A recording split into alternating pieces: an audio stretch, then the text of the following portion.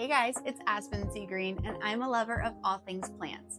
Today I want to merge my love for nature with my love for art and tell you a little bit more about this cute little prickly pear guy as I do a paint with me how-to style video. Hopefully by the end of it, you'll learn a little bit more about this cute little succulent and a little bit more about painting. All right, let's get started.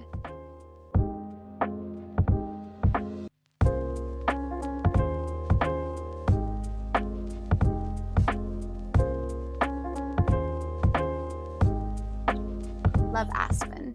Supply check. We have our subject, our canvas, some of the paints that I think we'll be using for this painting, 2 little trays to put those paints in, a glass of water to clean our paintbrushes, and some additional acrylic paint. My usual first step to a painting is a rough sketch of the subject or what I want to draw. So I've decided I definitely want to keep the pot. I think this is a really cute pot. I mean, come on, how cute. I'm drawing from my point of view, so the cube is slightly rotated. I'll quickly map out the general shape. See, that's why we have erasers. And then I'll move on to the cactus itself. Drawing these segments was so fun. They're very round, very organic shapes. These appendages are actually how the bunny-eared cactus propagates itself to multiply. They drop off and form new plants of their own right where they land. The next step in my process is to apply a wash of color to the entire canvas. I do this to remove all bright canvas white surface and to provide a warm undertone to the painting. I use primary red, yellow, and some water to thin it out. We want to still be able to see the pencil marks we made. While that dries, I am going to mix up the background color for my painting, which is going to be a pale lavender. Don't make fun of me for how I utilize this white paint. The paint nozzle has dried the paint inside it because I didn't use it as often as I should. I took a little break from painting, and so now the pump doesn't work, but it's just a little messy. Still works, a little messy. So for the lavender, I'm going to start with a white base, and I'm going to put some blue. I'm using primary blue. Blue goes a long way, so I'm only putting a drop. Mix, mix, mix, mix, mix. And then we'll add some primary red and mix that in a little more. Perfect. All right, do we like this background color? We do. I really liked how the lavender turned out. It's nice and pale, but still purple. How often do you water him, Aspen? I barely ever water him. He's in the guest bathroom, which I hardly ever use. I usually just use mine. And so just whenever I happen to use that bathroom and wash my hands, I'll drip the water off of my hands onto it, and that's how I water this plant, and it loves it. The cactus, the succulent, they love to be ignored.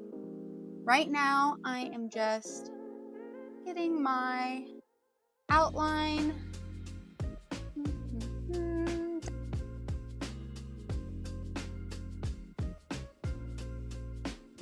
It's starting to get a little too detailed for this larger brush, so I am going to switch out. What I do to make sure my brush doesn't dry out is I always have a cup of water. I have my cute little bear here. Also, it's handy for switching in between paints, so just leave that big brush in there, and I will move to a smaller brush. Get those details. Brush size is really important. I've often felt like I wasn't a talented painter when really I was just using too large of a brush for my project. You can see here that I'm smoothing out any paint lines that my brush is making. That way everything easily blends into the background. I mixed up a nice medium cactus green shade using green, white, and a little bit of brown, and then I proceed to paint the majority of our sketch, leaving the lighter and darker spots for later. To create the shadows and darker areas of the cactus, I added just a bit of brown to the dollop of our medium green we're currently using, and painted the areas I left open earlier. In a similar fashion, I added yellow to the separate blob of our original medium cactus green to make a lighter tone for the highlight. Painted in light, loose brush strokes where the cactus appears to be a little bit more vibrant. I'll use the same brush that I used for the green for the cactus, for the dirt. I'm just gonna rinse that off in my little water. Get a napkin and clean off the brush. Okay, and so we'll start just by putting in the brown. Just sort of surrounding the plant. Our bunny-eared cactus is potted in some well-draining succulent soil that contains perlite, which is all those little white things you see on the top there. Perlite's a naturally occurring volcanic glass that's lightweight and porous. It helps create these little air pockets in the soil to improve drainage and aeration. To help make this soil look a little bit more realistic, I'm adding tiny little drops of white paint and gray. Time to fill in that cube. Painting is a great way to relax. I find it's hard to think about anything else except where I'm next going to place my brush. Another bunny ear cactus fact. With bright indirect sunlight, you really can set it and forget it. These succulents make great plants for those who may forget to water from time to time. They like to fully dry out in between their waterings. Our tiny brush here is going to help us clean up any little mistakes we made earlier, as well as get in the tiny little cracks between the cactus segments to fill in that lavender background. No matter how fuzzy and soft this cactus looks, you probably shouldn't touch it. All those little spines are barbed and they can get embedded and stuck in your skin, causing irritation. Sure cute though. Looks fuzzy. I'm going over the background one more time with our lavender paint to make sure that it's nice and opaque.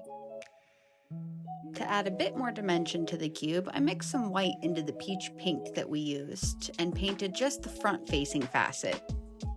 This must have been my favorite part of the entire painting, taking my tiniest little detail brush and adding all the little fuzzy spines with the white paint.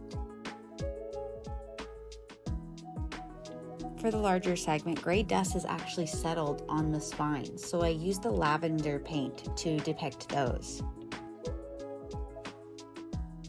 I add a tiny little dot of brown paint to each gray blob to show the actual spine of the cactus. At this point, I'm just really having fun with it. I'm wildly dotting the cactus with white and gray, almost at random while looking at the real-life reference. Okay, so I really like it so far. I love the lighting, I love the colors. I think it looks like the bunny-eared cactus, so I'm pretty proud. All we have left to do are the lines on the tiled pot, and then this painting will be finished. A quick painting PSA is to always check your hands before they touch your canvas. I had a little bit of brown paint on my hands and I haven't noticed it yet, and there I did.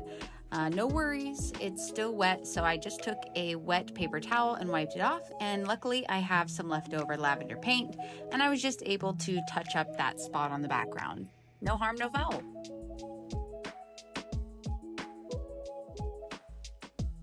I could have used painter's tape here, but I don't mind a not so straight line on my paintings. I feel like it gives it more character and more I made this from scratch feel.